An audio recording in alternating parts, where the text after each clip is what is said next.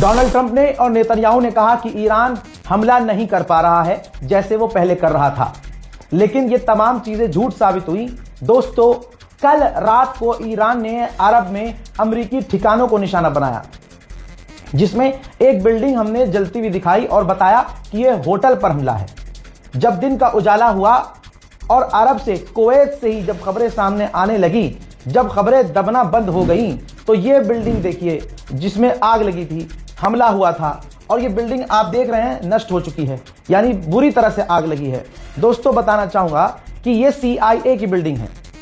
अब ईरान की इंटेलिजेंस का आप जलवा कह लीजिए या भाई उसकी पावर कह लीजिए कि सिर्फ अमेरिका के बेस नहीं बल्कि CIA भी निशाने पर है। CIA की बिल्डिंग जो कुवैत में थी, जहां अमेरिकी मौजूद थे, उस जगह ईरान का ड्रोन जाकर हिट हुआ। उधर साइप्रस के विदेश मंत्री ने ऐलान किया है कि जो ड्रोन हम पर आए थे वो ऑब्वियसली ईरान की प्रॉक्सीज से आए थे और वो लेबनान से आए थे। अब साइप्रस में UK के बेस पर हमला होने के बाद साइप्रस में जमावड़ा लग रहा है। यहां तक कि फ्रांस के राष्ट्रपति इमैनुअल मैक्रोन भी वहां पहुंचने वाले हैं। यूरोप के कई देशों ने साइप्रस पे और उसके आसपास युद्धपोत और एयरक्राफ्ट कैरियर तक तैनात किए हुए हैं। यूरोप के फाइटर जेट साइप्रस के बर्तानिया के जो बेस है उसको बचाने के लिए तैनात कर चुके हैं और उसी की होड़ में साइप्रस के दूसरे इलाके जिस पर तुर्की का कब्जा है, तुर्की ने भी अपने फाइटर जेट वहां तैनात कर दिए हैं। ईरान की ऑयल रिफाइनरी पर अब तक का सबसे बड़ा हमला कल रात किया गया, जिसका रिजल्ट आपने देखा। अपडेट अब उस पर यह है कि सिर्फ ऑयल रिफाइनरी नष्ट नहीं हुई, उस पर हमला जब हुआ तो 6 ईरानियन लोग भी उसमें मारे गए हैं। ऑयल रिफाइनरी कुछ इस तरह से उड़ाई कि अगले दिन जब बारिश हुई, जी हां, ऐसी बारिश हुई कि क्या ही बताएं, और बारिश के साथ साथ जो पानी गिर रहा था आसमान से उसमें तेल था। तो ये ईरान पर कितना बड़ा हमला था सोच नहीं सकते। ये देखिए दोस्तों, ये दिन है वहां ईरान में, ये दिन है वहां और ये दिन के विजुअल्स हैं। ऐसा ऑयल रिफाइनरी पर हमला किया इजराइल ने और अमेरिका ने कि आज दिन में भी ईरान के आसमान में काला काला बादल छाया हुआ है।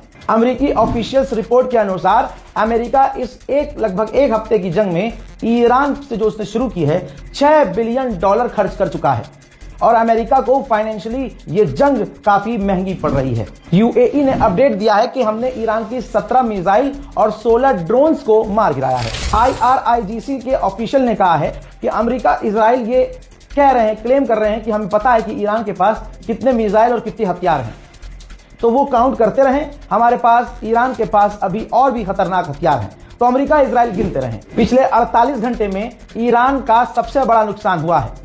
आइए ईरान का मैं आपको एयरपोर्ट दिखा देता हूं। यह तेहरान एयरपोर्ट है जिसमें लगभग 14 से 15 पैसेंजर विमान तबाह दिख रहे हैं। ईरान के पहले भी जहाज इसी तरह से पैसेंजर विमान उड़ाए गए और खासकर तेहरान के एयरपोर्ट को अब इजराइल और अमेरिका ने तबाह कर दिया है। खबर बार बार आ रही है कि अमेरिका ईरान में अपनी फौज उस जगह उतारने वाला है जहां ईरान का न्यूक्लियर प्लांट है। कहा जा रहा है कि जिस जगह पर ईरान ने अपना यूरेनियम रखा है, अमेरिकी फौज उस यूरेनियम को लेने के लिए आ रही है ईरान में। हालांकि यह बात अलग है कि अगर अमेरिका की फौज ईरान में उतर गई तो उसका मकसद सिर्फ और सिर्फ यूरेनियम नहीं बल्कि ईरान का आइलैंड और ईरान के तेल पर कब्जा करना सबसे मेन मकसद होगा। ईरान ने ऑफिशियली कहा है कि 1200 लोग हमारे शहीद हो गए हैं और 10,000 लोग घायल हैं। ब्रिटेन में रूस के जो एम्बेसडर हैं, उन्होंने बर्तानिया में रहते हुए एक इंटरव्यू में कहा कि रूस इस जंग में न्यूट्रल नहीं है, हम हर तरह से ईरान के साथ हैं। अमेरिका ने बिना किसी प्लान के हमला किया, बिना किसी एग्जिट प्लान के अटैक किया और अभी जो कुछ भी हो रहा है ये सबसे खतरनाक है। अमेरिका और इजराइल के खौफनाक हमलों में ये देख लीजिए, बिफोर आफ्टर सैटेलाइट इमेज दिखा रहा हूं मैं आपको, जिसमें साफ नजर आ रहा है कि ईरान की मिलिट्री साइट भी पूरी तरह से डैमेज हुई है। काफी ज्यादा नुकसान ईरान को उठाना पड़ रहा है। हज़रात मोहतरम, पूरी दुनिया का मुसलमान ईरान के साथ खड़ा हुआ नजर आ रहा है और खासकर राजधानी दिल्ली में ईरान ने सोचा कि इतनी मोहब्बत मिल रही है तो अपनी एम्बेसी 3 दिन के लिए खोल देते हैं ताकि आम जनता आकर वहां जो एक किताब रखी है उसमें अपना शोक लिख सके, उर्दू में, हिंदी में, इंग्लिश में, जो भी आपके मन में आए। आप ईरान के लिए और सुप्रीम लीडर की जो शहादत हुई है उस पर आप दुख व्यक्त कर सकें, ठीक। लेकिन अफसोस के साथ हुआ यह कि 2 दिन गुजर चुका, लोग नहीं पहुंचे।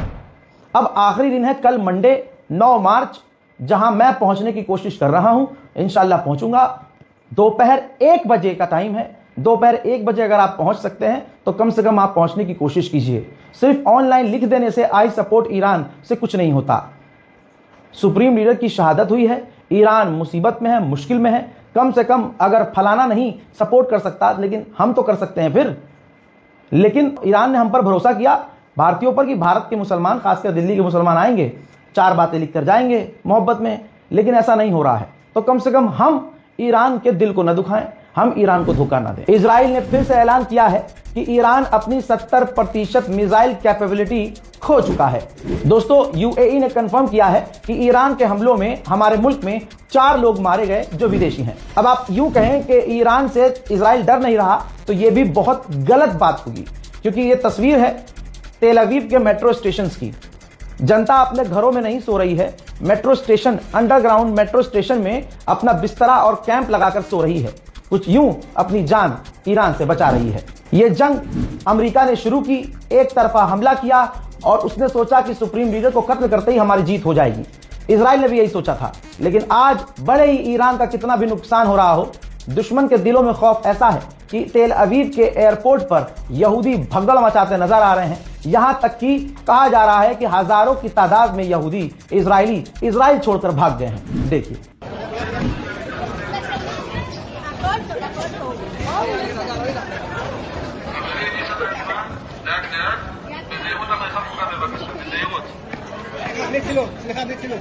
ईरान ने लगातार इजराइल के ऊपर मिसाइलें दागी हैं।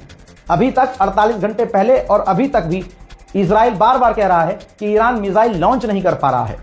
अब उसने फिर से ईरान ने लॉन्च करी मिसाइल, लेकिन तमाम मिसाइलों को इजराइल ने रोक लिया। लेकिन पॉइंट यह है कि ईरान अभी भी लॉन्च हमले कर रहा है, मिसाइल लॉन्च कर रहा है।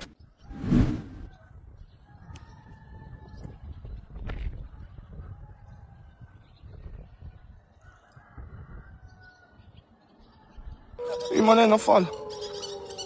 נפל. תראו איזה פסיכי.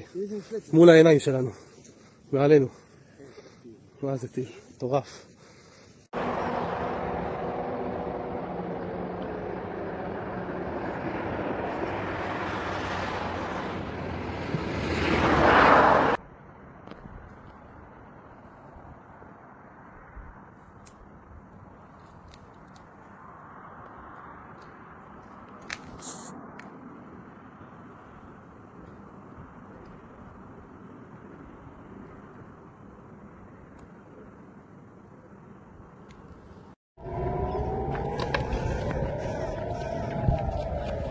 अब यह कह देना कि इजराइल में मिसाइलें नहीं गिर रही हैं, यह सबसे बड़ा झूठ है। क्योंकि इजराइल विदेशी पत्रकारों को गिरफ्तार कर रहा है, यहां तक कि अपने लोगों को गिरफ्तार कर रहा है। इजराइल के radio, TV channel, social media के जरिए, मैसेज के जरिए लोगों को, यहूदियों को कह रहा है कि जिन जगह पर ईरान की मिसाइलों ने तबाही मचाई है, आप उनका वीडियो न बनाएं। इसके बावजूद अगर इजराइल में लोग वीडियो बना रहे हैं तो इजराइल की पुलिस लोगों को सामने से जाकर रोक रही है।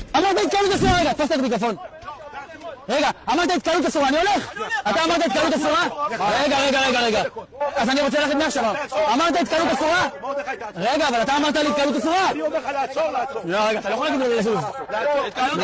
התקלות אסורה אמרת להתפזר. עכשיו לעצור. מה, אני לא הבנתי. אתה אומר לי להתפזר, אני מתפזר? सोचिए, अभी 24 घंटे पहले मसूद पेज़ेश्कियान ने माफी मांगी तो बहुत बड़ा बवाल खड़ा हो गया और ट्रंप ने तुरंत आकर जीत का ऐलान कर दिया। अरब देश भी फैल गए कि अल्लाह माफी मांग ली हमसे। लेकिन अब ठीक 24 घंटे के बाद मसूद पेज़ेश्कियान ने क्या कहा, उस पर भी ध्यान दीजिए।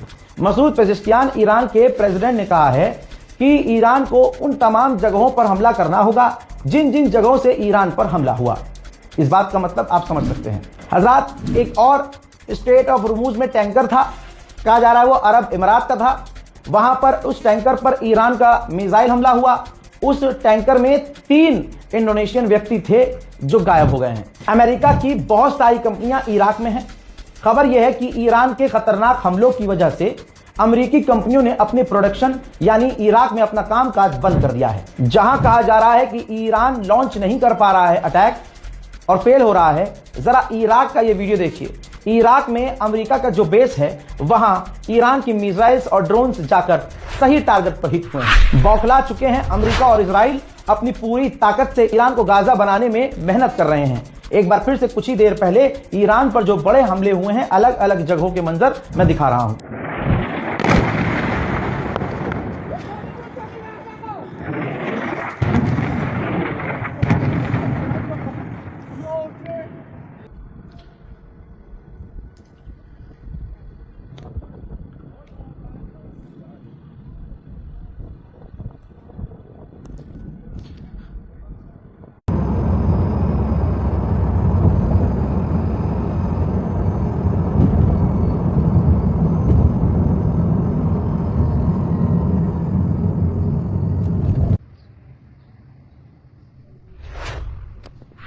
मोहतरम हजरात, इस रिपोर्ट को शेयर कीजिए। उम्मीद करता हूं कि ईरान एम्बेसी में कल दोपहर 1 बजे नई दिल्ली में आपसे मुलाकात होगी। फिलहाल के लिए इतना ही। जय हिंद।